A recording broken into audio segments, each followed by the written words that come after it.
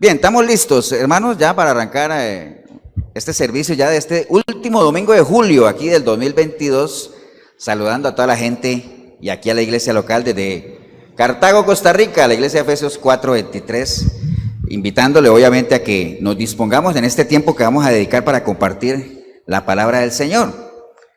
Así es que los que ya nos conocen, vamos de una vez a la palabra. Busquen sus Biblias, hermanos, el libro de Mateo, capítulo 7.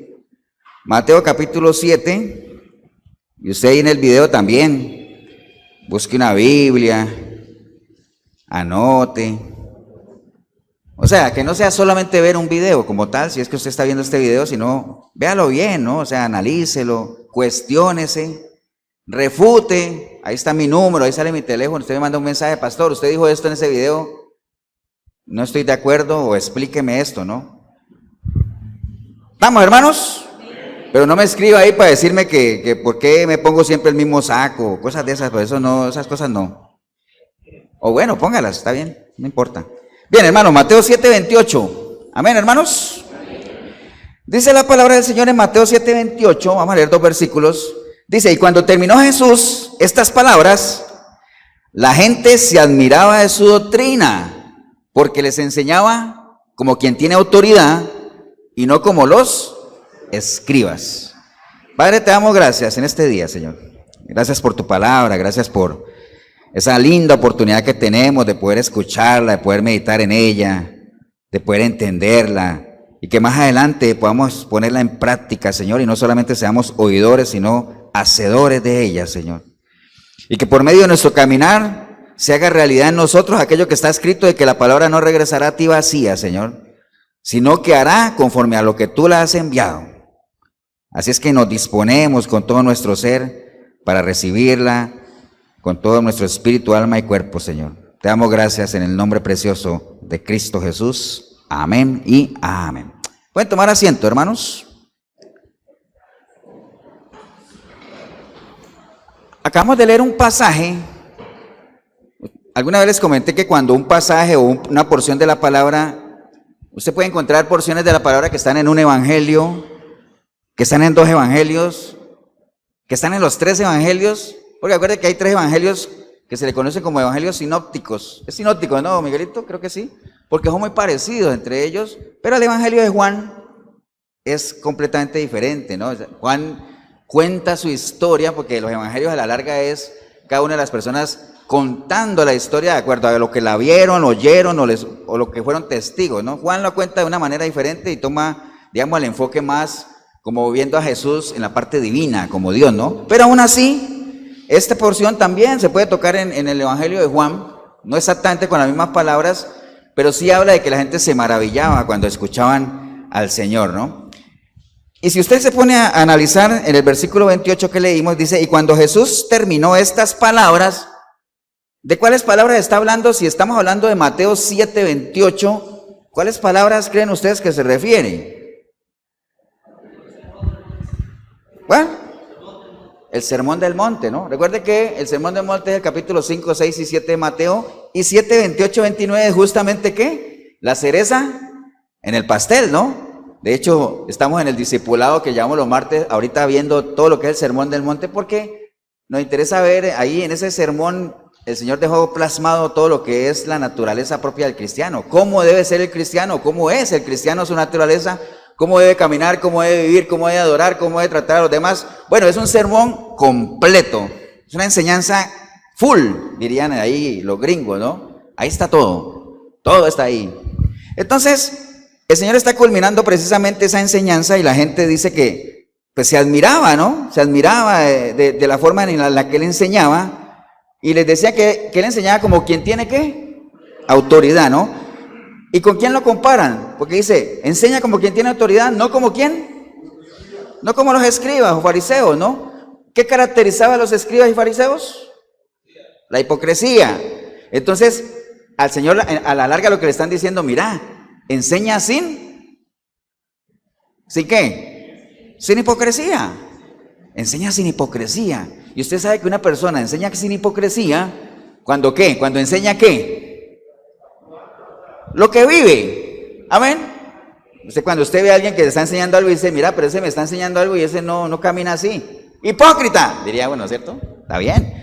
Entonces, había una coherencia total entre lo que el Señor dijo que iba a hacer y lo que la gente veía que Él hacía. El Señor, antes de iniciar su ministerio, dejó claro qué era lo que iba a hacer o parte de lo que iba a hacer. Cuando Él dijo, el Espíritu de Dios está sobre mí. ¿Para qué? Pues para todo lo que Él dijo, ¿no? Para dar vista a los ciegos, una cantidad de cosas que Él dijo, dar vida a los muertos, bueno, liberar a los cautivos, consolar al afligido, todo eso, ¿no? Y a medida que Él iba caminando, lo pudo ir haciendo.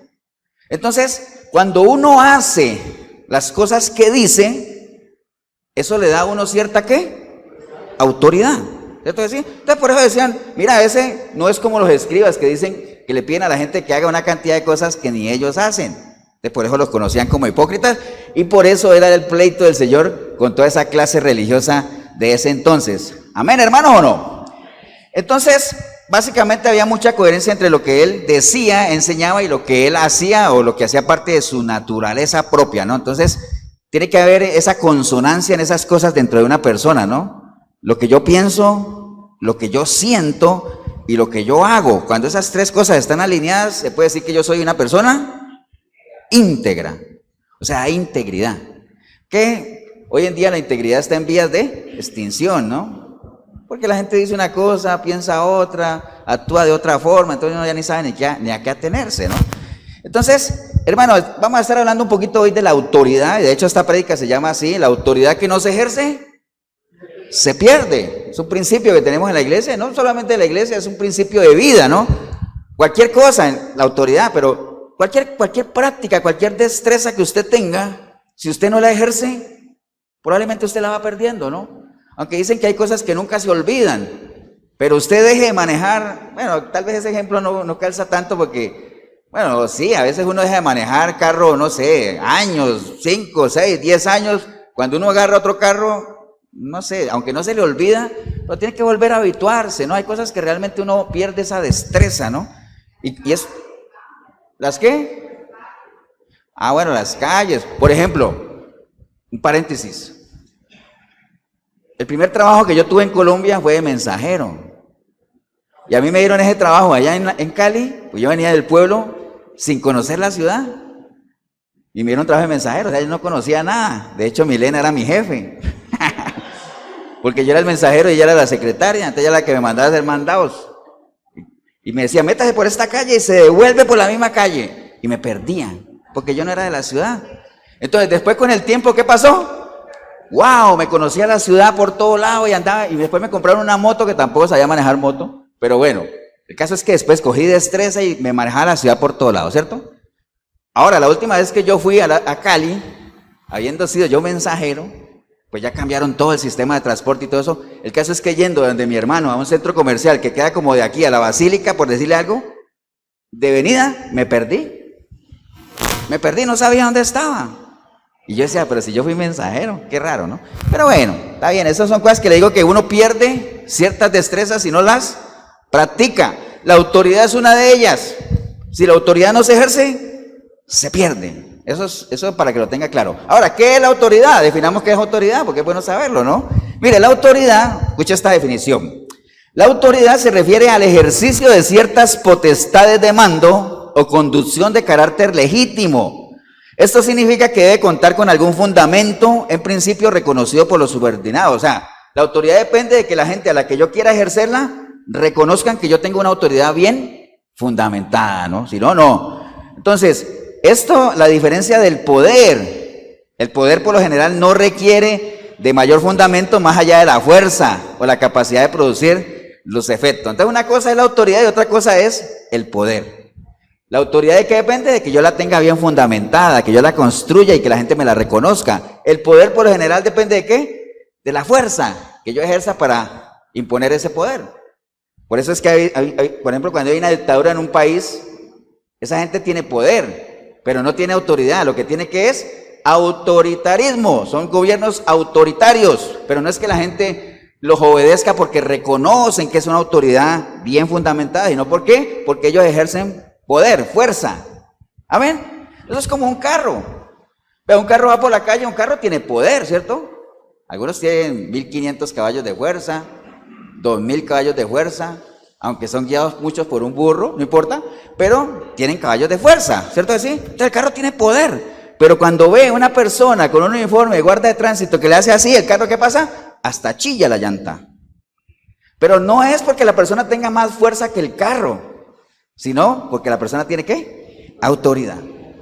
¿Me entiendes? Entonces es muy diferente la autoridad con el poder, ¿no? Es muy diferente. Ahora, el Señor nos ha dado a nosotros no solamente autoridad, sino que también nos ha dado ¿qué?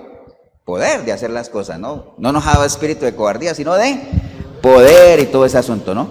Entonces, de acuerdo a la definición que vimos de autoridad, acuérdense, y le leo este pedacito, dice, significa que debe contar con algún fundamento que sea reconocido por los subordinados. Entonces, ¿qué creen ustedes que garantizaba que al Señor la gente le reconociera que, uy, mira, él tiene autoridad, ¿no?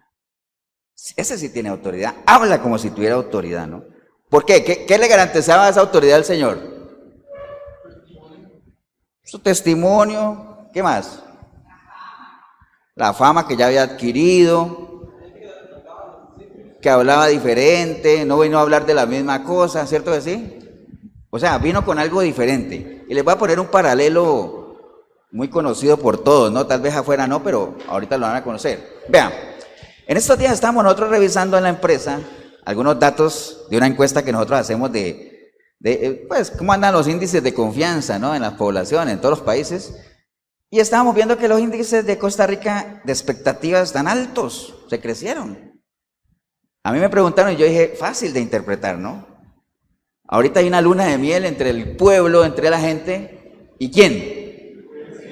Y el presidente. De hecho, ustedes vieron que en una encuesta el presidente salió de segundo lugar en favorabilidad por debajo del Salvador. Segundo lugar, cuando nosotros estamos acostumbrados a ver que el presidente encabezara la lista, pero de abajo para arriba. ¿Cierto que sí? Entonces hay una luna de miel ahí. ¿Por qué? Porque esta persona llegó, gústele a quien le guste, yo sé que hay muchos que le gustan, otros que no, y llegó hablando como quien tiene ¿qué? Autoridad, ¿cierto? Comenzó a destapar ciertas corrupciones que a algunos les gustarán, a otros no. Comenzó a denunciar cosas, a hacer cosas aquí. Entonces, hay una luna de miel ahí. Entonces, la gente le reconoce cierta autoridad, aunque muchos digan que más bien es un autoritario, ¿no? Pero bueno, el caso es que tiene buena favorabilidad, le funciona, ¿no? El Señor llegó con eso mismo, con un mensaje claro, bien fundamentado, aunque la gente tenía diferentes expectativas. Pues recuerda que la gente creía que él iba a venir con otro tipo de autoridad, ¿no? Más bien no con autoridad, sino con autoritarismo, con mano dura. Pero él vino con otro lenguaje, ¿no? Por eso algunos, como siempre, ¿no? Algunos están a favor y otros en contra. Pero de todas formas eso era lo que le garantizaba, era esa autoridad que hablaba con fundamento, que dijo lo que iba a hacer y en su caminar comenzó a hacer efectivamente lo que dijo que iba a hacer. Que eso es lo que a nosotros nos da autoridad, o también lo que genera a nosotros la construcción de una imagen. ¿Cierto que sí? Uno tiene una buena imagen y eso te da autoridad. ¿Estamos claros, no? ¿Acuerdan cuando al Señor le dijeron, hey, Señor, tenemos que pagar impuestos? Y él dijo, tráigame una moneda. ¿Qué le mostró? ¿Quién está aquí? ¿Qué imagen hay aquí? El César. Bueno, entonces aquí está la imagen del César. Él tiene autoridad sobre esto que es el dinero. Entonces, dele al César, ¿qué? Lo que es del César. ¿Qué imagen tiene usted en su vida? ¿La de Cristo? Ah, bueno, entonces Él tiene autoridad sobre usted. Entonces, dele a Dios lo que es de Dios. Y no estamos hablando de plata, ¿no? ¿Amén? ¿O no? Bueno, entonces, como les decía, es un principio que nosotros tenemos.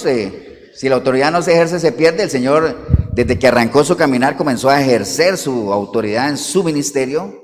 Obviamente por medio de su testimonio, de su caminar, siendo respaldado por sus obras. E inclusive a gente que lo quería cuestionar y le decía, pero lo que tú hablas es de Dios. Entonces, ¿qué decía él? Bueno, el que quiera saber si lo que yo hablo está bien fundamentado y es de Dios, ¿qué tiene que hacer? Haga la voluntad del Padre. Y entonces ustedes sabrán si lo que yo hablo es de Dios o no. ¿Amén o no? Ahora, y si no me creen a mí, créanle a mis obras. Como ustedes lo podrían decir a la gente que no les cree, que ustedes han cambiado. Pero, ¿cristiano tú? No creo. Bueno, entonces no me creas a mí. Créele a la manera en la que estoy viviendo ahora. Ahora, si la persona dice, es que eso es lo que estoy viendo y te veo igual. Ah, bueno, el problema no es el otro, el problema sigue siendo usted. Pero ese es otro tema. ¿Estamos o no, hermanos? Entonces, El Señor nos ha dado a nosotros también autoridad, o sea, no crea que era la autoridad de Jesús, no, Él nos ha dado a nosotros mucha autoridad en varias ramas. A veces lo que pasa es que no nos la creemos, ¿no? No creemos que tenemos la autoridad porque a veces no la ejecutamos primero porque no la creemos, o si la creemos no la valoramos, o ni siquiera sabemos que la tenemos. A veces no se ejerce autoridad por eso, ¿no? Pero bueno, imagínense en algunas autoridades que el Señor nos ha dado, por ejemplo, dice en el libro de Hechos 4:14 que Él nos dio la autoridad o el privilegio también de poder acercarnos confiadamente ¿a dónde?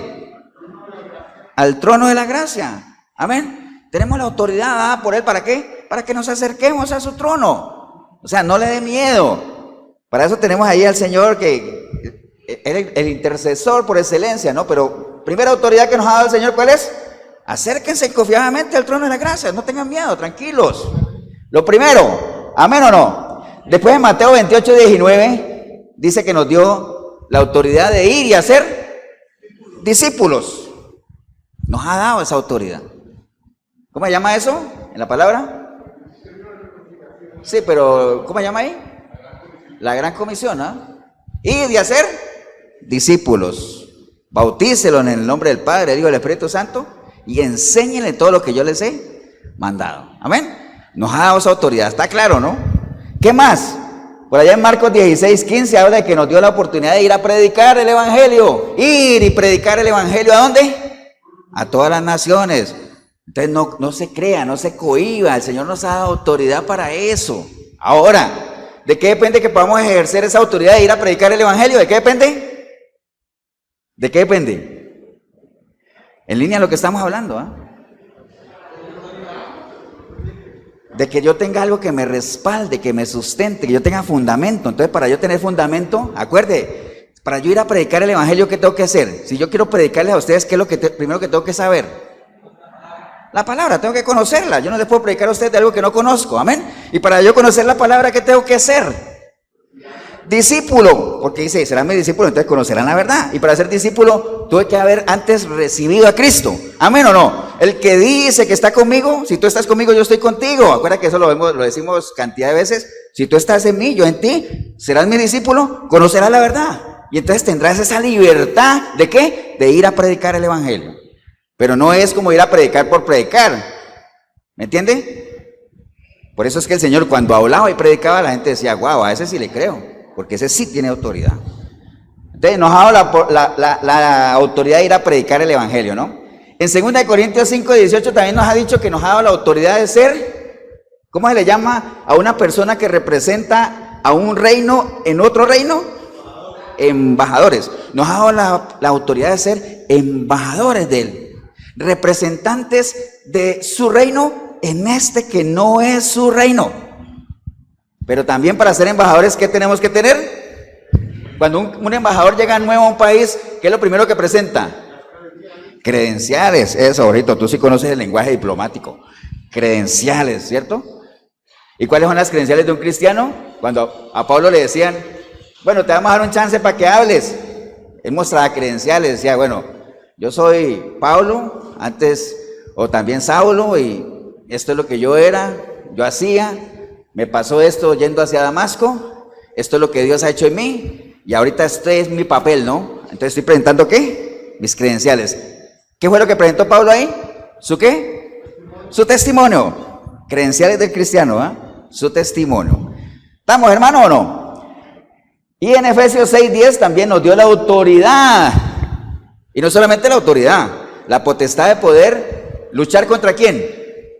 Contra el enemigo, ¿ah? Acuérdate que nos dijo, acuérdense que la guerra de ustedes no es contra sangre, ni carne, ni nada de eso, sino que es contra potestades y huestes y todo eso, pero no se preocupen, porque yo ya vencí. Es más, ustedes tienen la armadura que les estoy dando, yelmo de la salvación, el escudo de la fe, la coraza de justicia, los zapatos del evangelio y la espada ¿de qué?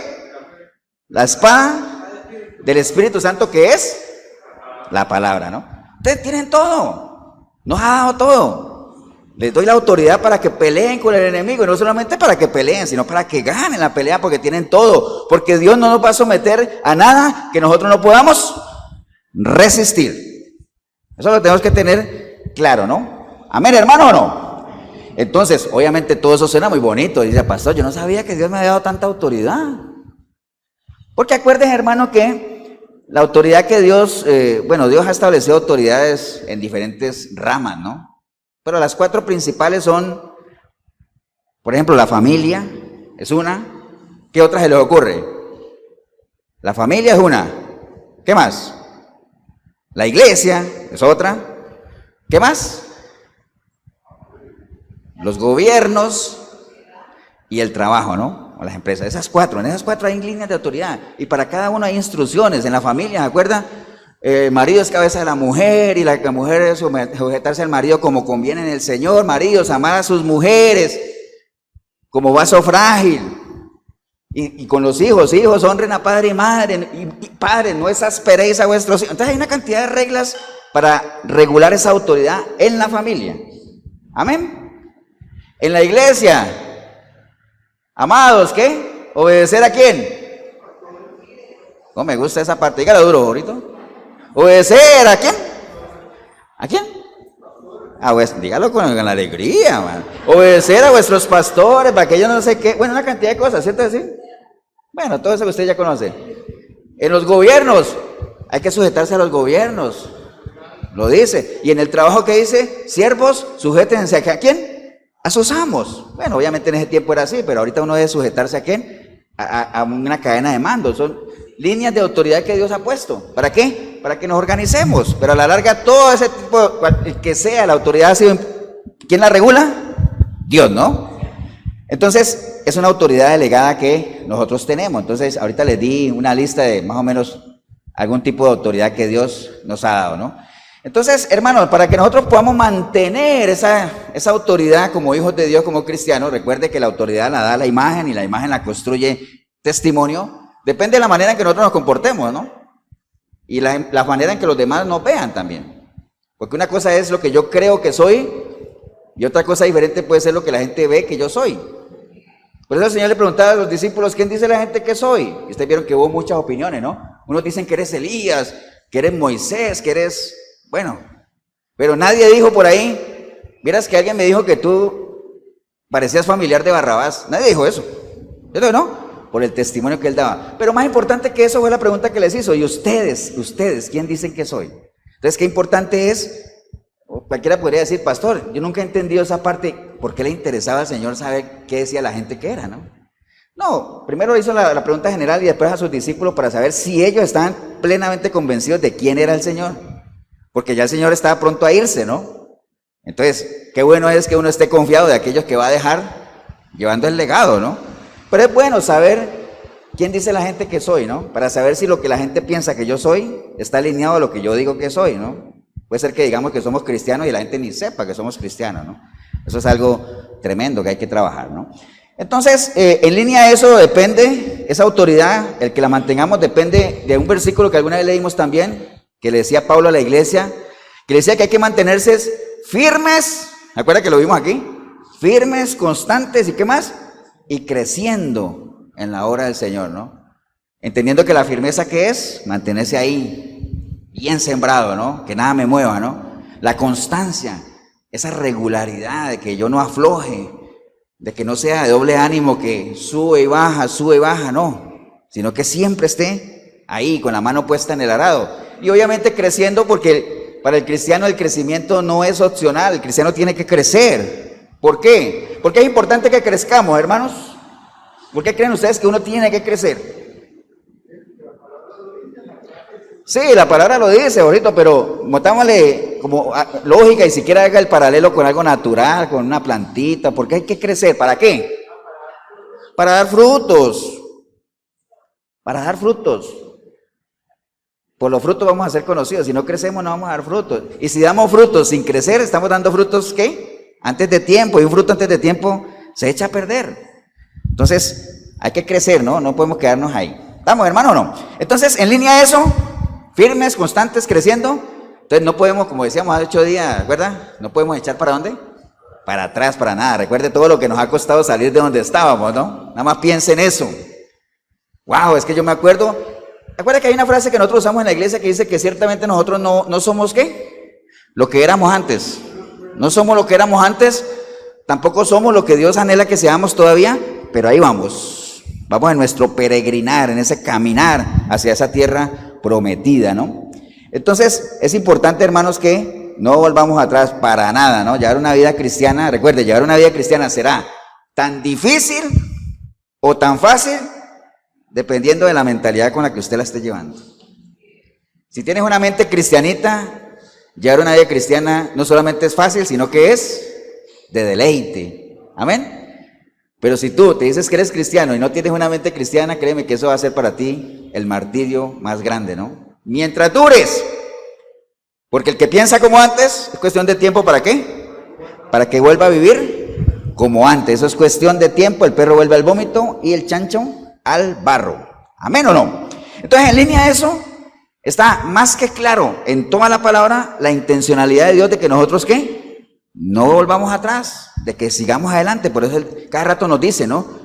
El que persevera y el que venciere y todo eso, como animándolo a uno, ¿no? Entonces, como que alguien esté corriendo una carrera y le dice, pero acuérdate, en lo natural, ¿no? Pero acuérdate de la medalla, piensa en la medalla, y que uno esté ahí, ¿no? O sea, y el premio en plata, piensa en eso, ¿me entienden? Entonces, claro, el que va corriendo ya va a decir, uy, no, la medalla, entonces saca fuerza hasta donde no tiene, ¿no? Entonces, la palabra en eso nos va diciendo, tranquilos, pero acuérdense, ¿no? Que los premios son ¿para quiénes?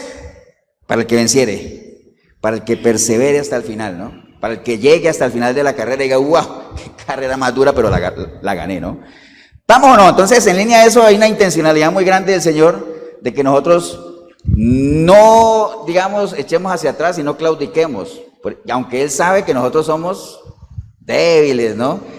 Y que tiene que estarnos animando a toda hora, pero el consuelo, ¿no? Porque está en 1 Corintios 10:13, dice que lo que les decía ahorita, no nos ha sobrevenido ninguna tentación que no sea humana, pero fiel es Dios, que no os dejará ser tentados más de lo que podéis resistir, sino que dará también juntamente con la tentación, ¿qué cosa? La salida, para que podáis soportar, ¿no?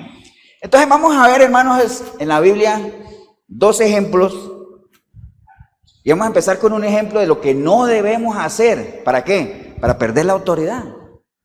Vamos a usar un ejemplo que está en la palabra y voy a invitarlo a que vayamos a 1 Samuel. Vaya a 1 Samuel, allá al inicio de la Biblia.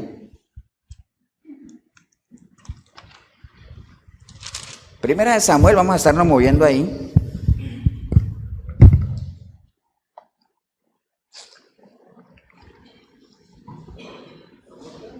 Primera de Samuel, primero vamos a estar ahí en el 9, de todas formas vamos a estarnos moviendo así sistemáticamente en 1 de Samuel, porque vamos a usar el ejemplo de ¿quién?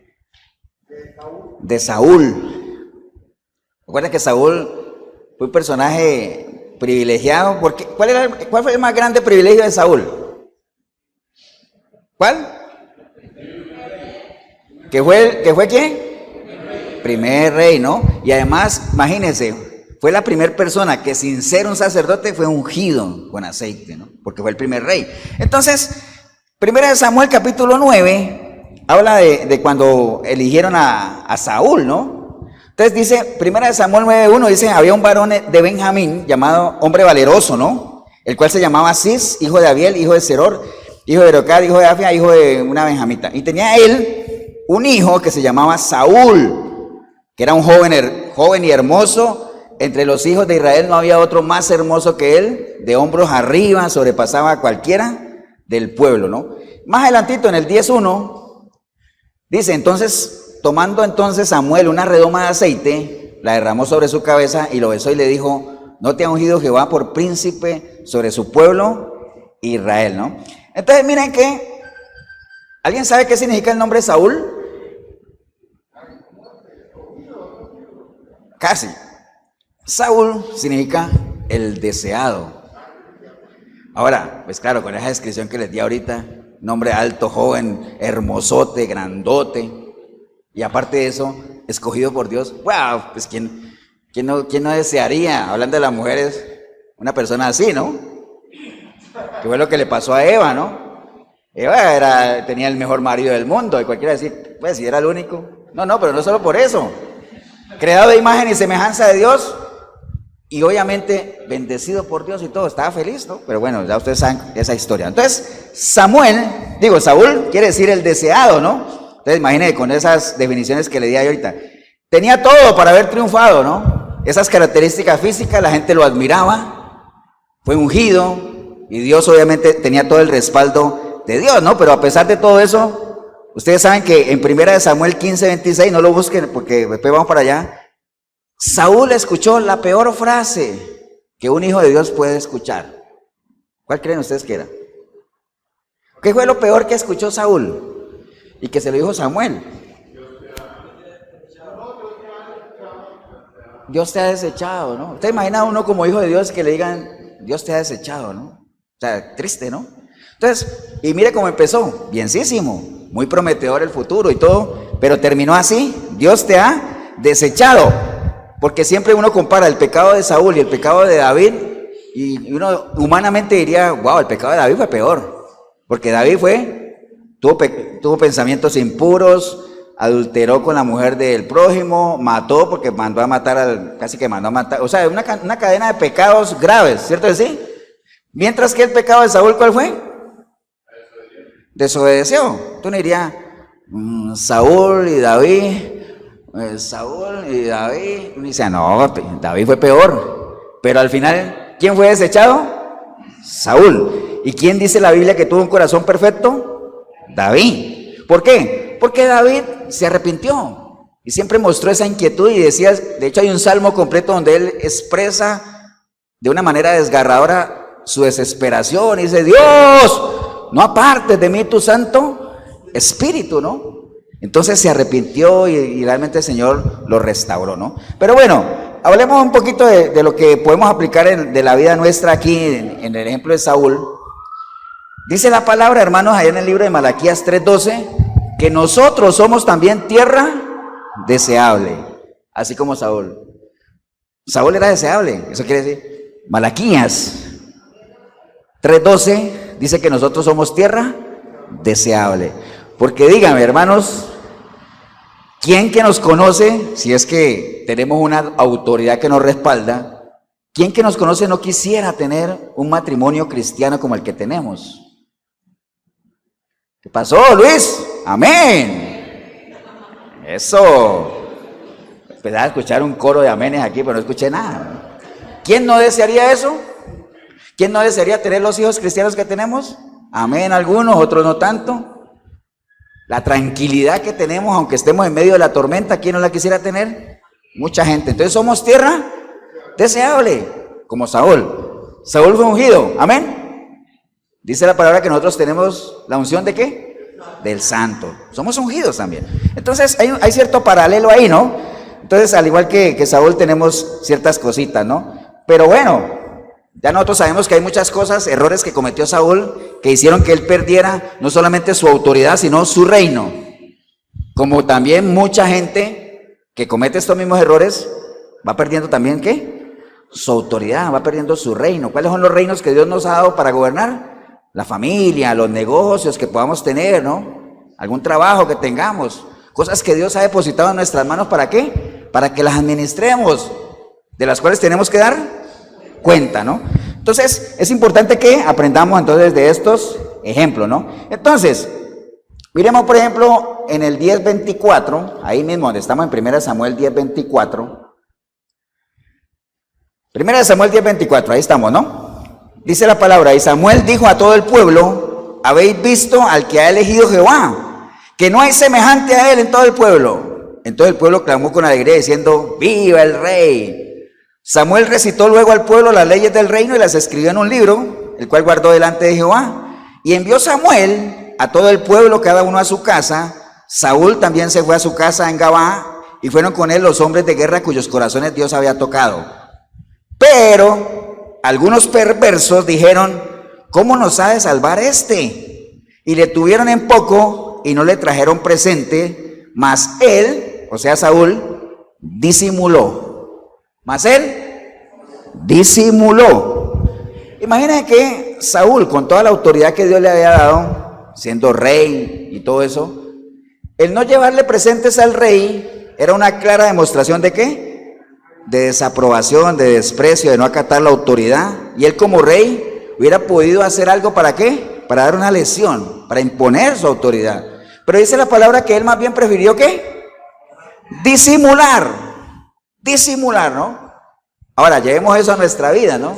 ¿Cuántas situaciones no se pueden presentar en nuestros hogares donde muchos padres, en lugar de ejercer su autoridad, prefieren disimular de que las cosas están bien, ¿no?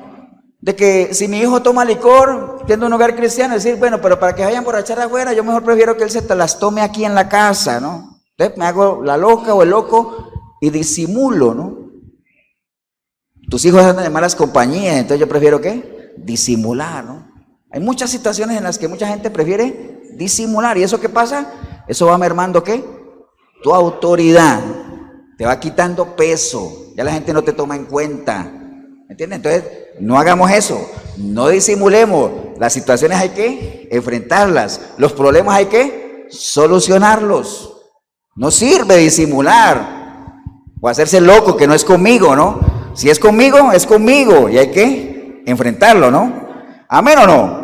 Recuerde, si nosotros no utilizamos la autoridad en nuestra vida, en nuestras familias, el enemigo sí la va a utilizar. Si nosotros no le enseñamos a nuestros hijos a amar a Dios, el enemigo se va a encargar de que ellos lo odien. Y son efectivos en sus estrategias, ¿no? Si nosotros no usamos nuestra autoridad para enseñar a nuestras familias y dar testimonio, todo este sistema que es anticristiano, que predica de día y de noche, cada día logra más adeptos, ¿no? Cada día va logrando más gente que simpatiza con el mundo. Entonces tenemos que ejercer esa autoridad, si no, ¿la vamos a qué? A perder. Amén, hermano. Entonces lo primero que es, Saúl disimuló. Empezó ahí su cadena de errores, ¿no? Entonces no disimulemos, ¿no? Vamos más adelantito. 13:6. 13:6. Dice la palabra del Señor en el 13:6. Dice, cuando los hombres de Israel vieron que estaba en estrecho, porque el pueblo estaba en aprieto, se escondieron en cuevas, en fosos, en peñascos, en rocas, en cisternas. Y algunos de los hebreos pasaron el Jordán a la tierra de Gad y de Galad, pero Saúl permanecía aún en Gilgal y todo el pueblo iba tras él temblando, ¿no? Y él esperó 7 días, conforme al plazo que Samuel había dicho, pero Samuel no venía a Gilgal y entonces el pueblo se le desertaba. Entonces dijo Saúl, tráigame el holocausto y ofrendas de paz, y ofreció el holocausto. Y cuando él acababa de ofrecer el holocausto, he aquí Samuel que venía y salió a recibirle para saludarle. Y más adelante en el versículo 13 dice, entonces Samuel le dijo a Saúl, locamente has hecho, no guardaste el mandamiento de Jehová tu Dios, que él te había ordenado, pero ahora Jehová hubiera confirmado tu reino sobre Israel para siempre. Entonces, ¿cuál fue el otro error ahí? Decisiones ¿qué? Arrebatadas, dejarse llevar por la desesperación, tomar decisiones bajo presión. Como la gente se le estaba yendo, tomó una decisión loca de quemar incienso cuando los reyes no podían quemar incienso. Era una labor ¿para quién? Para los sacerdotes. Locamente has actuado. Pensemos nosotros, ¿cuántas veces hemos actuado locamente llevados por la presión, no? No tome decisiones bajo presión, porque vas a tomar decisiones que luego te vas a arrepentir. Locamente has actuado. Paciencia, ¿no? ¿Qué le faltó ahí a Saúl? Paciencia, ¿no? Recuerda que ¿qué es la paciencia? ¿La espera con qué? Con conocimiento. Paciencia, o es una ciencia, un conocimiento que a mí me genera paz. O sea, no me voy a desesperar. ¿Por qué? Porque sé lo que va a pasar. Y si me arrebato a tomar una decisión, debería antes pensar las consecuencias de esa decisión. ¿Amén o no? Entonces, perdemos nuestro reino, perdemos cosas que Dios ha puesto también por malas decisiones, ¿no? Piense usted algún empleo, un negocio que ha perdido. ¿Por qué? Por arrebatado, por tomar decisiones a la loca, como dicen por ahí, ¿no? Decisiones arrebatadas, ¿no? Amén, hermano, ¿o no? Más adelantito, en el 15:17. Bueno, estamos aprendiendo un poquito del buen Saúl, ¿ah? 15:17 dice la palabra del Señor. Y dijo Samuel, aunque eras pequeño en tus propios ojos, no has sido hecho jefe de las tribus de Israel, y Jehová te ha ungido por rey sobre Israel. Y Jehová te envió en misión y dijo, ve y destruye a los pecadores de Amalek y dale guerra hasta que los acabes. ¿Por qué pues no has oído la voz de Jehová, sino que has vuelto al botín? Has vuelto con un botín que es malo ante los ojos de Jehová. Y Saúl respondió a Samuel, antes bien he obedecido la voz de Jehová y fui a la misión que Jehová me envió y he traído a Agag, rey de Amalek, y he destruido a los amalecitas, Mas el pueblo tomó el botín, ovejas y vacas, las primicias del anatema para ofrecer sacrificios a Jehová tu Dios en Gilgal. Fue un error de Saúl ahí. ¿Cuál es el error? Bueno, él desobedeció a Dios, estamos ahí. Pero ¿qué pasó? Cuando lo cuestionaron, le dijeron, ¿por qué no has obedecido? ¿Qué dijo él? ¿De quién fue la culpa? Del pueblo. Él dice ahí, no, yo obedecí, pero es que verás que el pueblo quiso traer botín, ¿no? Entonces, un error ahí, ¿sabe cuál es? Echarle la culpa a los demás de las decisiones que yo tomo. Eso te quita autoridad. Toma una decisión, asume las consecuencias o asume los beneficios de esa decisión, pero no le eches la culpa a los demás. Es una naturaleza del ser humano de siempre, desde Adán. La culpa fue de Eva, no, la culpa fue de la serpiente. Y la serpiente no pudo culpar a nadie porque la serpiente no tiene manos, no tenía a quién señalar. Entonces, ¿me entiende? Pero siempre así, ¿no? Señor, si hubieras estado aquí, mi hermano no hubiera muerto. ¿Quién dijo eso? ¿Quién dijo eso? ¿Las hermanas de quién? De Lázaro. Entonces la culpa de que Lázaro muriera fue del Señor, porque no estaba ahí. ¿Me entiendes? Entonces es una naturaleza del ser humano de siempre culpar a los demás. Error ahí de Saúl, echarle la culpa a los demás. No, confrontemos el error, asumámoslo. Acuerde que Dios nos da la capacidad de decidir, pero también nos hace responsables. Entonces pongámosle, como dicen los ciclistas, el pecho a la brisa, ¿no? Pongámosle el pecho a la brisa, ¿cierto, David? Eso. Bueno, está Paula, que también es ciclista. Hay que hacer eso. Entonces, dejemos de estar echando la culpa ¿a quién? A los demás, ¿no? Y lo otro, lo más grave, obviamente, fue que no obedeció a Dios. Ahora él podrá decir, no, pero, un momento. ¿Cómo que no obedecí? Yo obedecí en parte. Pero acuerde que una medio obediencia, ¿qué es? Es una desobediencia, ¿no? Entonces, no obedecer lo que Dios ya... Hay cosas que Dios ya nos ha dicho que no. Entonces, ¿para qué insistimos en eso? Recuerde, esté alerta porque todas las cosas a las cuales Dios nos ha dicho que no, siempre va a venir una contraoferta del enemigo ahí, como Eva, ¿no? Es que Dios me dijo que no comiera ese árbol. Tranquila, no es que no vas a morir, es que si comes se va a abrir los ojos de tu entendimiento, ¿me entiendes? Siempre viene una contraoferta. A veces a usted no le ha pasado que usted tiene problemas de dinero y de la nada surge la oportunidad de hacer algo chueco. ¿Sí o no? ¿O solo a mí?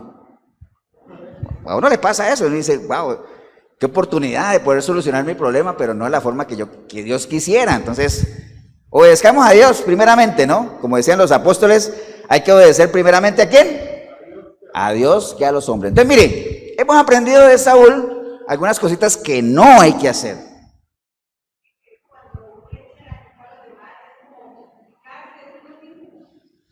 Puede ser. Es que preguntan ahí que si echarle la culpa a los demás es como tratar de justificarse uno mismo. Puede ser. Digamos, echarle la culpa a los demás, que hace parte de la naturaleza caída del ser humano, porque cuando uno viene a Cristo, con una nueva mentalidad, entendiendo que el asumir las consecuencias y la responsabilidad es parte de una nueva criatura que te da imagen, porque eso le da imagen a uno. Nadie está diciendo que uno no se puede equivocar, pero cuando uno reconoce su error y pide perdón, eso le genera a uno ¿qué? Autoridad. Eso es parte del testimonio. Entonces, en el caso de Saúl, nada más haciendo un recuento, lo que no se debe hacer, ¿no? O sea, no le eche la culpa a los demás, obedezca a Dios. ¿Qué más fue que dijo? No tome decisiones bajo presión, cosas alocadas. Creo que me olvidó otra que habíamos visto ahí, pero no importa. Bien, entonces, ahora pensemos en lo que hay que hacer, ¿no? Pastor, yo ya entendí lo que no hay que hacer, ahora, ¿qué debo hacer? Para construir autoridad, entendiendo que la autoridad nuestra como cristianos nos la da ¿qué? Nuestro vivir cristiano. Mantenernos firmes, constantes y creciendo, ¿no? Entonces vamos a apoyarnos en algo que está escrito que de seguro usted lo ha leído, pero vamos a usar eso. Vamos a irnos a Segunda de Pedro.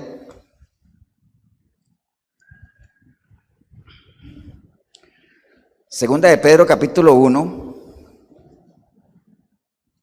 ¿Qué es lo que deberíamos hacer entonces? Para mantenernos, o sea, porque ya entendí hoy que si yo vuelvo atrás, pierdo mi autoridad, porque ya no tengo nada que me respalde. Entonces yo tengo que mantenerme firme, constante y creciendo. Y mantenerse firme, constante y creciendo es mantenerse en pie, no caer. ¿Cierto que sí? No caer. Segunda de Pedro 1:10, hermanos, dice la palabra del Señor, que fue como empezamos No, empezamos con Mateo. Segunda de Pedro 1:10 dice la palabra del Señor, por lo cual, hermanos, ¿a quién está escribiendo Pedro? A la iglesia, ¿no? Recuerden que las cartas de Pedro, primera y segunda de Pedro, fueron cartas escritas en plena persecución de la iglesia. ¿Recuerdan que les hablé de un emperador que tenía un nombre bien feo? Nerón, que perseguía a los cristianos y estaba pero encarnizado con ellos. Entonces, esas cartas escritas en esa época, ¿no? Entonces él está dando consejos a la iglesia y le dice, por lo cual, hermanos, tanto más procurad que hacer firme vuestra vocación y elección, porque haciendo estas cosas no caeréis. Eso es como consejo. Ustedes están siendo perseguidos, tienen la tendencia a retroceder por miedo o lo que sea, pero vea, ahí les mando una listita. Les mando una listita para que ustedes, haciendo esas cosas, no caigan, se cuiden. Amén. Eso es lo que está diciendo ahí. Entonces, miremos, ahí hay 3 palabras claves en lo que él está escribiendo en ese versículo. Por lo cual, hermanos, procurad hacer firme vuestra vocación y elección. La palabra firme, ustedes ya saben qué es. Algo que está ¿qué? Estable, ¿no? Bien sujetado, que no cambia, que es constante, que es definitivo, algo firme. ¿Estamos hablando de cuál decisión? Está hablando de la iglesia, ¿no? Entonces estamos hablando de gente que ha decidido, ¿qué es lo que cantamos hace 8 días? Que ha decidido seguir a Cristo, ¿no? Entonces mantengan firme esa decisión, porque nunca dejará de ser una decisión personal, ¿no? Libre albedrío. Después dice, mantener firme vuestra vocación. ¿Ustedes saben qué es una vocación? Una vocación, como efectivamente lo dice aquí el apóstol y profeta, una vocación es un llamado, o es una inspiración que una persona siente para llevar a cabo una forma de vida determinada, ¿no? Por eso en lo natural, ustedes, hay gente que te puede decir, es que yo soy médico por vocación. Wow, es un llamado que yo tengo a llevar ese estilo de vida, ¿no? O la vocación mía, ¿qué es? Ser ingeniero. Por eso los chicos cuando salen del cole y van ahí pensando a dónde voy a ir a estudiar, les hacen una feria, ¿qué? Vocacional, ¿cierto que sí? Para que definan cuál es su vocación. Ahora, si estamos hablando en las cosas de Dios, ¿cuál es nuestra vocación? Seguir a Cristo. Entonces por eso él le dice, vea, yo sé que ustedes están sufriendo persecución, no lo dice ahí, pero manténgase ¿qué? Firme vuestra vocación, o sea, mantenga firme esa elección que ustedes tienen, ese estilo de vida que escogieron, pero manténgalo firme. Amén, ¿no, hermanos? Y entonces les dice, haciendo estas cosas no caerán. ¿Cuáles cosas? Pues habría que leer todo el contexto, ¿no? ¿Cuáles cosas? Pues esas cosas. Entonces miremos el versículo 1. Dice Simón Pedro, siervo y apóstol de Jesucristo, ¿a quién está escribiendo?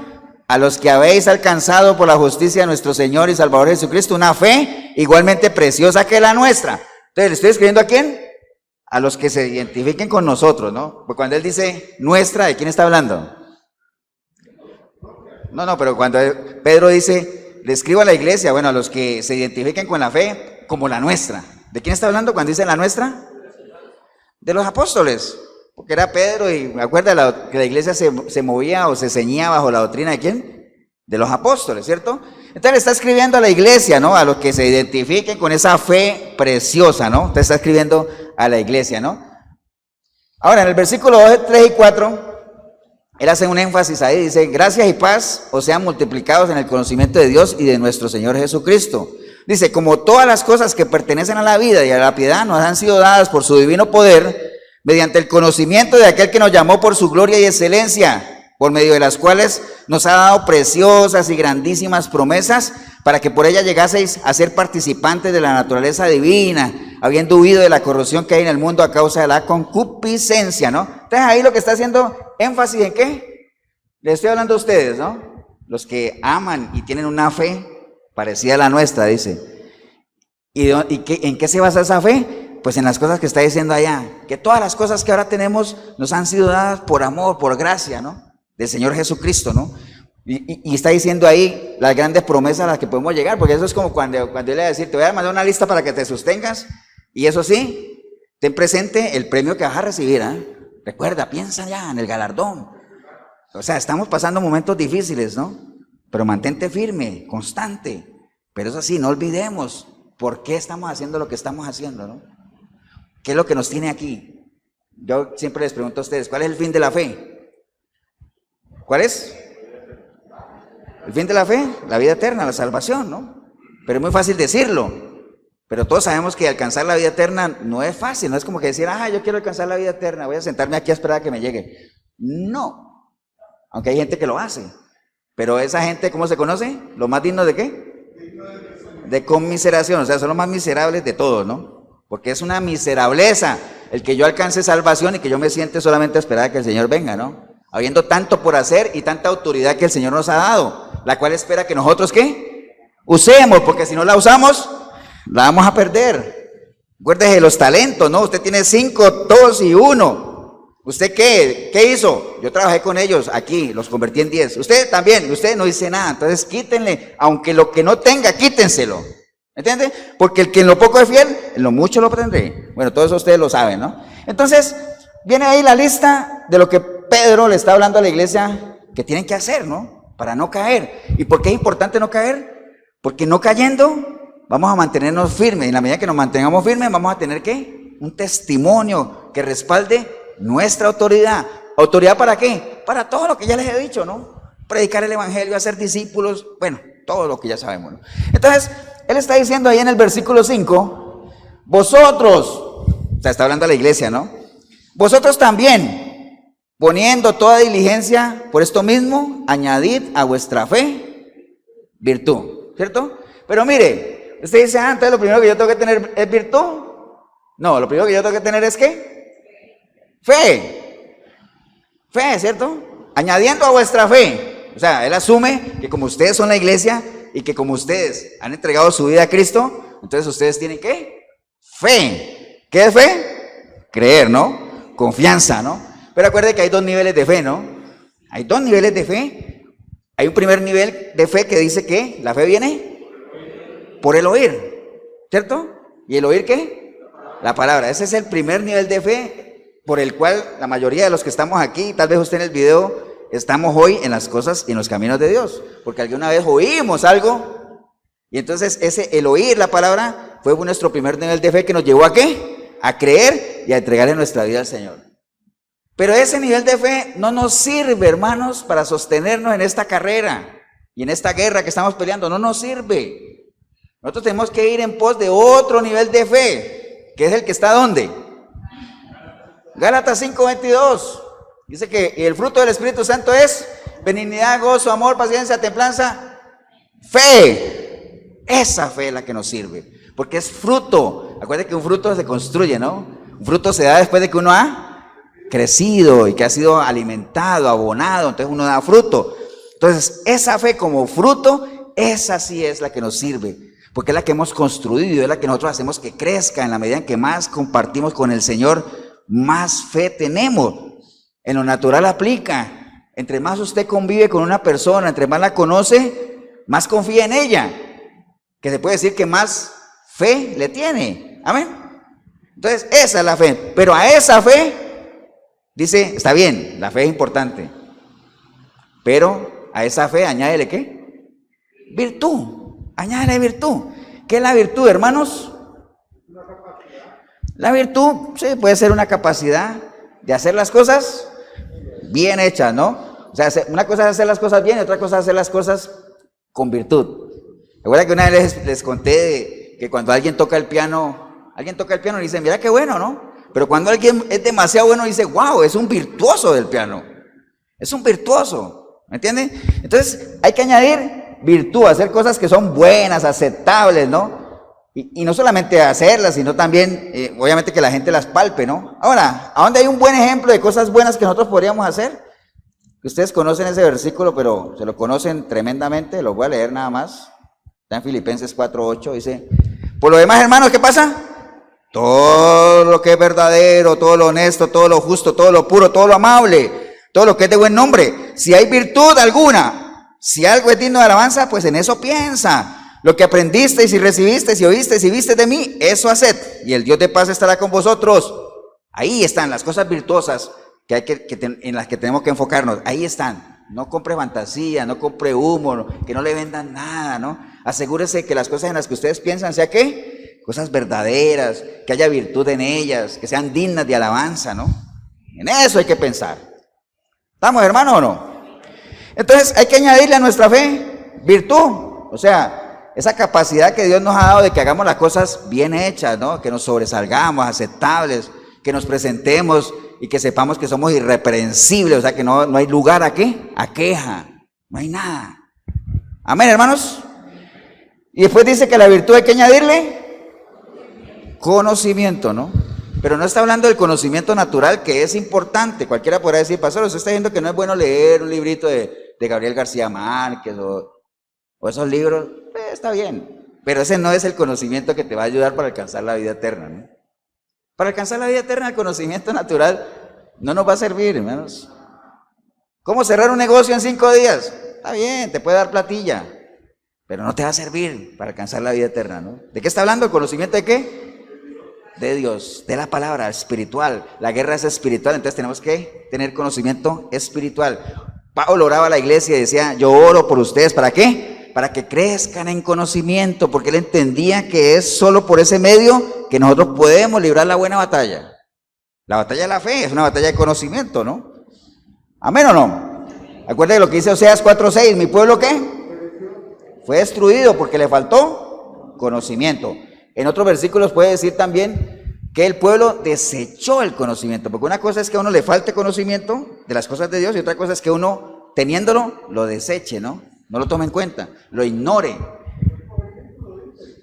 ¿Sí? Conocimiento y entendimiento son diferentes, ¿no? Acuérdese que, ¿y por qué? Creo que tenía yo por ahí una cita en Oseas, que estamos viviendo exactamente el mismo tiempo de ahora, ¿no?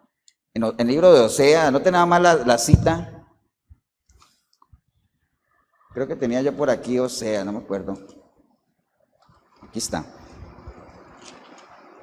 Para que usted vea nada más que los tiempos son los mismos. Oseas 4:1 y 2, dice la palabra del Señor. Oíd palabra de Jehová, hijos de Israel. Es como si estuviera diciendo ahorita, ¿no? Oigan palabras de Jehová, hijos de Costa Rica, ¿no? Porque Jehová contiende con los moradores de la tierra. ¿Por qué? Porque no hay verdad ni misericordia ni conocimiento de Dios en la tierra. Perjurar, mentir, matar, hurtar, adulterar prevalecen y homicidio tras homicidio suceden. ¿Estamos viviendo esos tiempos o no? Los mismos tiempos, hermanos.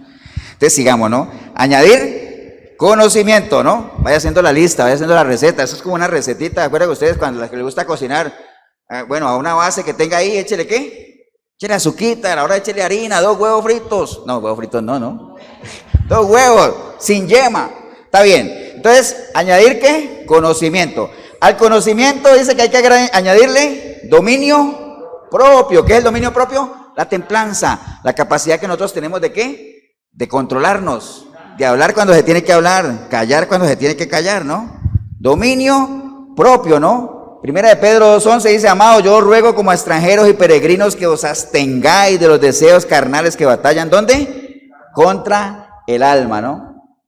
Dominio propio, hermano, que tiene que ver con la templanza. Después en el versículo 6 dice, al conocimiento, dominio propio, y al dominio propio, ¿qué? Paciencia. Hay que añadir paciencia. Ya nosotros hemos hablado mucho de la paciencia. Todo esto, usted dirá, ahora más adelante, usted si está pensando en eso, decir, pastor, yo todo eso lo sabía. Bueno, ahorita más adelante tengo algo para usted también. Paciencia. Ya saben que es la paz con conocimiento, ¿no? Es esa ciencia que lo que habla ahorita, conocimiento que me genera a mí tranquilidad. Hebreos 10:35, hermanos, no perdáis pues vuestra confianza, que tiene grande galardón, porque os es necesaria la paciencia para que habiendo hecho la voluntad de Dios, obtengáis las promesas. Amén. Y a la paciencia hay que agregarle ¿qué cosa? Piedad, ¿no? ¿Qué es la piedad? Esa inclinación hacia las cosas de Dios, ¿no? Una persona piadosa es esa persona inclinada siempre hacia las cosas de Dios, a lo bueno. Por eso es que a los papas, ¿cómo les ponen? Pío, Pío 1, Pío 2, Pío 3, Pío para todos.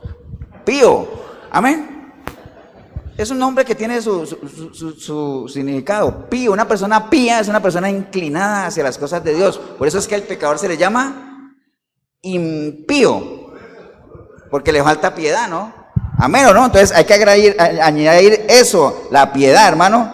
Y la piedad se demuestra en todas las cosas que hacemos, ¿no? Que la gente vea que nosotros somos personas de Dios, ¿no? Por eso es que dice que en estos tiempos postreros van a venir engañadores vestidos ¿de qué? De piedad, con cara de piedad, ¿no? O sea, que van a aparecer gente que es de Dios, pero ¿qué?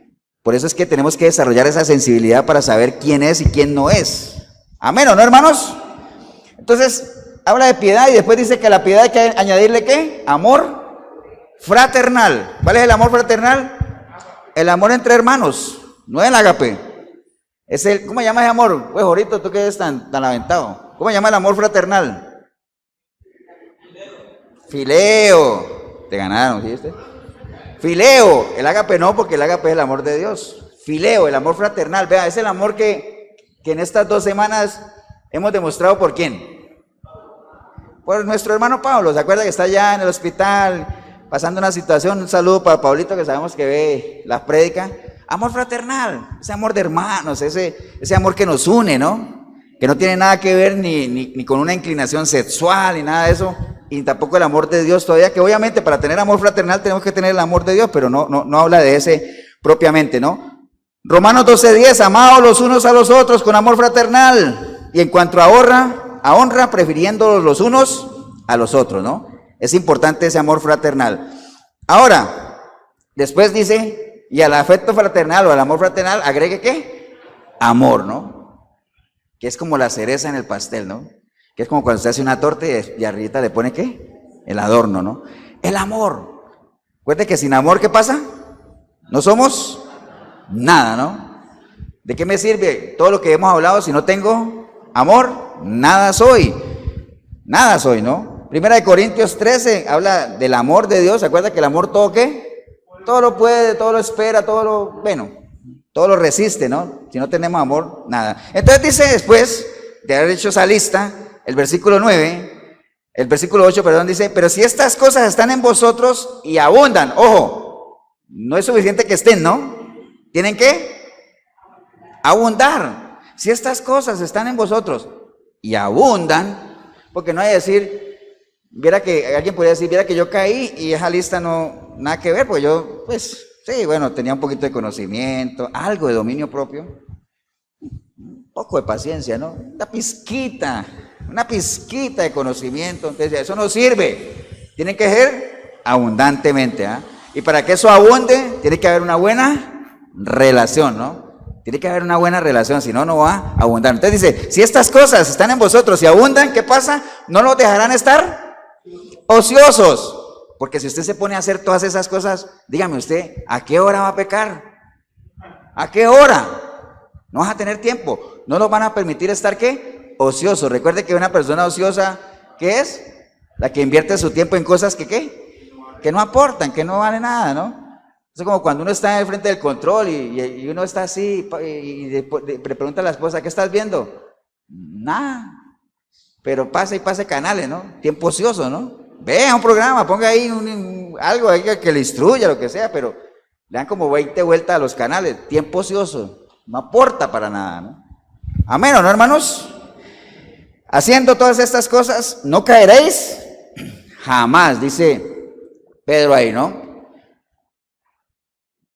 Dice, no nos dejarán estar ociosos ni sin fruto en cuanto al conocimiento de nuestro Señor Jesucristo. Dice, pero el que no tiene estas cosas, o sea, todo lo que vimos ahí, tiene la vista muy corta, es ciego, habiendo olvidado la purificación de sus antiguos pecados, ¿no? Y después viene lo que leímos, por lo cual, hermanos, procuren entonces estar firmes, haciendo vuestras vocaciones, porque haciendo estas cosas, las que vimos ahí, no van a caer. Y después viene más adelante para aquellos que decían, pastor, pero es que eso ya lo he escuchado muchas veces.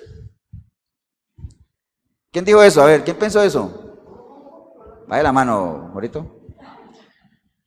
No, que tú, por ejemplo, puedes decir, pastor, eso ya yo lo había escuchado. Yo ya conocía esa lista. Entonces, está bien. Les digo lo que dijo Pedro a la iglesia, porque créanme que cuando Pedro escribió esto a la iglesia, de seguro él escribió lo que sigue, porque sabía que más de uno le iba a decir, ya, y eso lo sabía yo.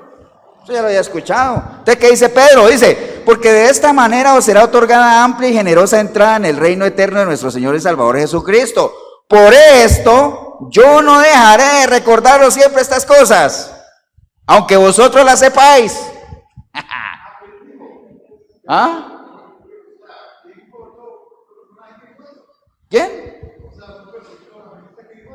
No entendí nada ahorita. Dice, por esto no, yo no dejaré de recordarles siempre estas cosas, aunque vosotros las sepáis y estéis confirmados en la verdad presente. O sea, yo sé que ustedes son cristianitos, son la iglesia, se han esforzado, ya las conocen, pero está bien, no importa. Dadas las situaciones que estamos viviendo, no dejaré de recordárselas siempre. Por eso yo no dejaré de recordarle, aunque vosotros las sepáis y estéis confirmados en la verdad presente. Pues tengo por justo, en tanto que estoy en este cuerpo, el despertaros con amonestación.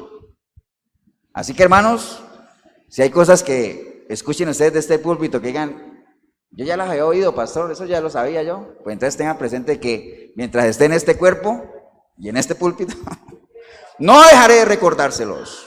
Amén. No dejaré de recordárselos, sabiendo que en breve, bueno, esa parte sí era de Pedro, sabiendo que en breve debo abandonar el cuerpo, como nuestro Señor Jesucristo me ha declarado. Esa era de Pedro. También yo procuraré con diligencia que después de mi partida, vosotros podáis en todo momento tener memoria de estas cosas. Esa sí es mía, porque ahí quedan los videos. Está bien. Entonces, hermano, vea, para no pasarnos tanto que tenemos tiempo encima, recuerde, ¿no? El Señor nos ha dado autoridad. Hay una expectativa muy grande de Dios para nosotros, como hijos de Él. Cuando Pablo mandó a Tito a la isla de Creta, porque había mucho desorden en la iglesia que él había formado ahí, él le dijo a Tito, en Tito 2:15, le dice, mira, obviamente primero le habló todos los problemas que habían allá en la iglesia, ¿cierto? Entonces le dice en Tito 2:15, le dice, esto habla y exhorta y reprende con toda autoridad, y nadie te menosprecie.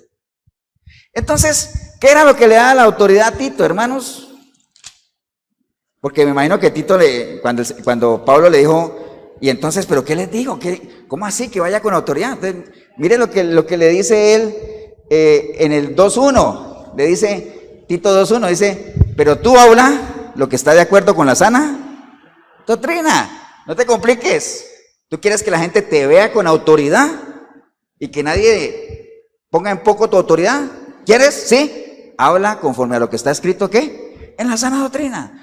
Ustedes, todos, yo, no queremos ser avergonzados, hablemos como está, conforme a la palabra, ¿no? No nos salgamos de ahí. En la medida en que no nos salgamos de aquí, la gente que te oiga, a ti y a mí, tiene que reconocer que hablamos como quien tiene ¿qué? Autoridad. El problema de muchos líderes religiosos hoy en día, que han perdido su autoridad y por eso, bueno, de los que piensan, ¿no? Porque hay gente que les sigue teniendo en alta estima, es porque se han salido de la palabra. Porque ya no hablan conforme a está escrito. Entonces, como no tienen el respaldo de la palabra, ¿pierden qué? Imagen, pierden autoridad. Entonces la gente deja, algunos, no todos, pero la gente deja de seguirlos y deja de tenerlos como referencia, ¿no? Entonces les decía, hermanos, que Dios tiene muchas expectativas para nosotros, muchísimas. Y Él ha hecho todo lo que está a su alcance. Todo, absolutamente todo. O sea, no podemos recriminarle absolutamente nada al Señor. Nada, pero nada. Amén, hermanos, ¿o no? Entonces, hay una parábola nada más que no la voy a leer. Bueno, de hecho ni la voy a buscar porque no quiero demorarme más tiempo. Que está en Isaías, capítulo 5, versículo 1 al 7. ¿Se acuerda la viña aquella? Que habla de un sembrador que compró una viña muy bonita, bien ubicada, le hizo su cerco, le hizo su lagar. ¿Saben qué es un lagar? En una viña, ¿qué es un lagar? ¿Saben? Un lagar es como un pozo donde se pisotea la uva, ¿para qué? Para sacarle el mosto, ¿no? El mosto, el jugo. Entonces le hizo el lagar, le hizo su torre, le hizo todo. Y sembró ahí una buena semilla, ¿ven? Después cuando vino a recoger la cosecha, ¿qué pasó? Le salieron uvas silvestres. Las uvas silvestres no sirven para nada porque son amargas, o sea, nada que ver. Entonces decía, wow, me imagino que más de un agricultor podría pasarle eso y decir, ¿qué hice mal? O sea, nosotros como padres a veces podemos preguntarnos, ¿qué hicimos mal? O sea, para que me salgan uvas silvestres, o sea, hice todo, ¿no? Entonces, como la gente tiende siempre a echarle la culpa al dueño de la finca, entonces el Señor dice, bueno, entonces ustedes juzguen entre mí y la viña.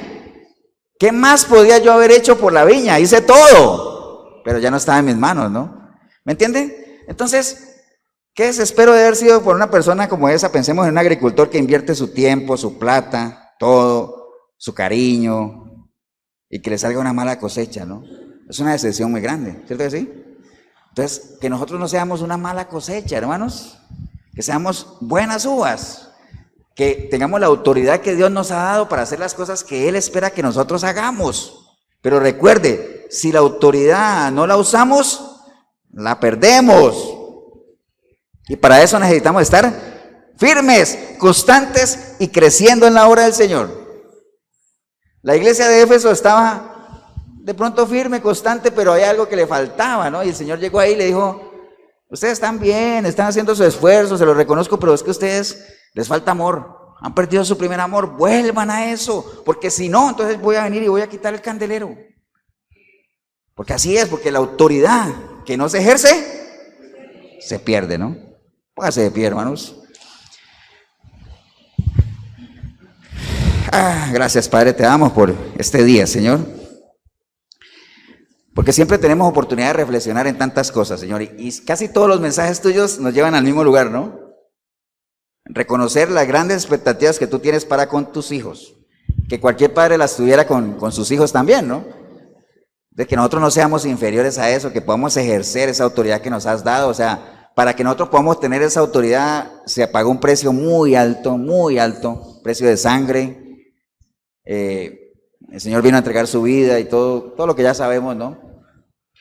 Pero por medio de ejercer esa autoridad y responder con nuestra vida, con nuestro testimonio a ese sacrificio, es una bonita manera de decirte a ti, Señor, que lo que hiciste no fue en vano, ¿no?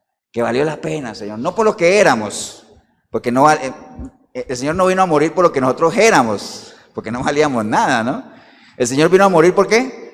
Por lo que nosotros podemos llegar a ser de la mano de Él, con la autoridad que Él nos ha dado. Ahí está la clave. Amén. Por eso es que si usted es una persona que hoy reconoce que no le ha entregado su vida al Señor de una manera genuina, pues usted no tiene autoridad. Pues ¿qué autoridad vas a tener si no tienes al que te da la autoridad, no? Uno no puede ejercer una autoridad de aquel que no tiene. Yo no puedo ser embajador de alguien que no me ha nombrado, que no me reconoce como su representante, ¿no?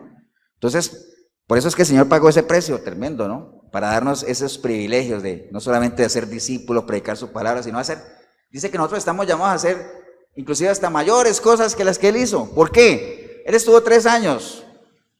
¿Cuántos años llevamos nosotros ya? Imagínense, yo ahora en agosto, yo cumplo, desde el 2004,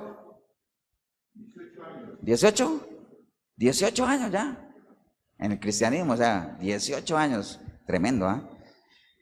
Bueno, aquí en Costa Rica aquí en Cartago acabamos de cumplir 6 años, o sea, el tiempo pasa, ¿no? Como diría por allá un locutor de fútbol en Colombia cuando estaba narrando, decía, el tiempo corre, el tiempo no se detiene. Bueno, estaba narrando un partido de fútbol, lo que era otra cosa. Pero bueno, el caso es que el tiempo pasa, ¿no? Y a veces uno dice, ¿cómo pasa el tiempo de rápido? Y no nos damos cuenta que los que estamos pasando rápido somos nosotros mismos, ¿no? Cada día que pasa es un día menos de vida o es un día menos de espera para estar con el Señor, ¿no? Si es que nosotros hemos asegurado, digámoslo, o estamos por lo menos peleando por ese galardón, ese premio, ¿no? Pero el caso de cada persona que hoy haya entendido que realmente usted no le ha entregado su vida al Señor, entonces usted no se somete a la autoridad de Él.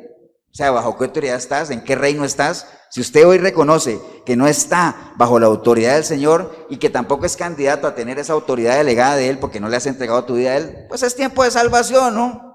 Es tiempo de salvación, es una decisión que cada uno puede tomar. Ahí donde está usted, dígale al Señor, Señor Jesús, en este día escuché tu palabra, Señor, y hoy entendí que el primer paso para que yo pueda tener autoridad en mi vida es que yo me someta a tu autoridad, Señor. Es lo primero, no hay pierde.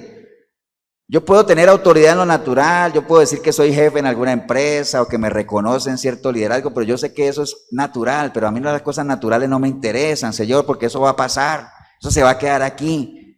Me interesa la eternidad, tener una autoridad espiritual, Señor, y eso solamente lo podré tener si te recibo a ti como mi único y suficiente Salvador. Por eso hoy yo arrepentido, como nunca antes, arrepentida, Señor, clamo a ti, para que tu preciosa sangre me limpie de todo pecado, Señor, y tu Santo Espíritu pueda venir a mí y hacer de mí una nueva criatura, Señor. Y que a partir de hoy yo pueda buscarte a través de tu palabra, Señor. Yo sé que si te busco, te encuentro, Señor. Y una vez que te encuentre, te voy a empezar a conocer, Señor. Y a medida que te conozca, te voy a empezar a amar por la calidad de Dios que sé que eres. Y a medida que te ame, Señor, te voy a empezar a servir. Y en medio de esa vida de servicio, voy a hacer lo que tú esperas de cada uno de nosotros, que seamos adoradores en espíritu y en verdad, Señor. Todo eso lo quiero. Pero bueno, obviamente tengo que empezar con lo que estoy haciendo ahora, que es entregarte a ti mi vida, Señor. Bendigo yo el momento que decidí venir a este lugar o ver este video, porque empecé a verlo sin ti o vine sin ti, pero ahora te recibo, Señor, como mi único y suficiente Salvador, Señor. Te doy gracias en el nombre precioso de Cristo Jesús. Amén y amén. Damos un aplauso, hermanos del Señor.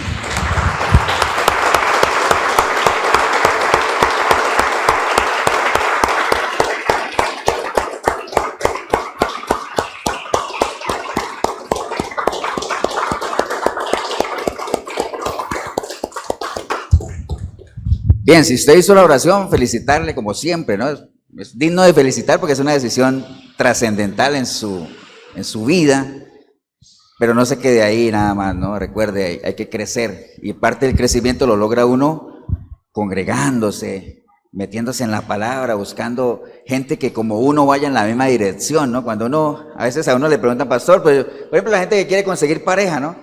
Pastor, yo quiero bueno, métete en los caminos de Dios, y en ese caminar, puede ser que en ese mismo camino haya otra persona que comparta tus mismos anhelos, tus mismos deseos, tus mismos objetivos, y no sé, si es para uno, es para uno, ¿no? Pero métase en los caminos, métase a caminar, avance, vaya avanzando a su ritmo, aunque no se quede estático, ¿no? Y si le podemos ayudar en ese avance, la iglesia de Efesios 4:23 de Cartago, costado norte de las Ruinas, Centro Comercial El Dorado, nos reunimos todos los domingos aquí a las 10 de la mañana, ¿no? 8772-5957, mi número, Pastor Eber Molina, 8842-2408, Pastor Tibor Mesaros. Cualquiera de los dos números te podemos ayudar. Que el Señor los bendiga, un abrazo. Nos vemos en una próxima oportunidad.